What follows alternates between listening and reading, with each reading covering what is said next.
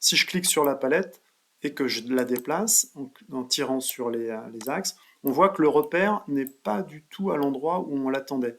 Donc moi, ce que je voudrais, c'est que le repère soit sur la partie basse de la palette. Donc pour ça, on va éditer le repère de référence pour pouvoir déplacer ce repère par rapport à la CAO.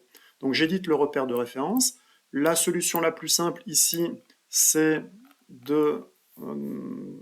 d'ouvrir la fenêtre, éditer la position, sélectionner place, et directement, si je me positionne ici au centre, à peu près au centre de la partie basse de la palette, le système détecte automatiquement le centre du rectangle.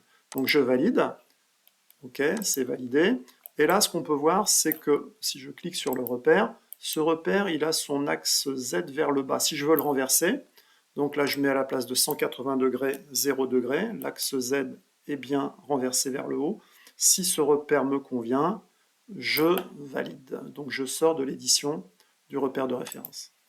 Donc là, voilà mon repère, positionné correctement par rapport à sa CAO. Maintenant, si je veux positionner la CAO sur le sol, eh bien, il suffit de modifier la coordonnée en Z. Je vais mettre Z0.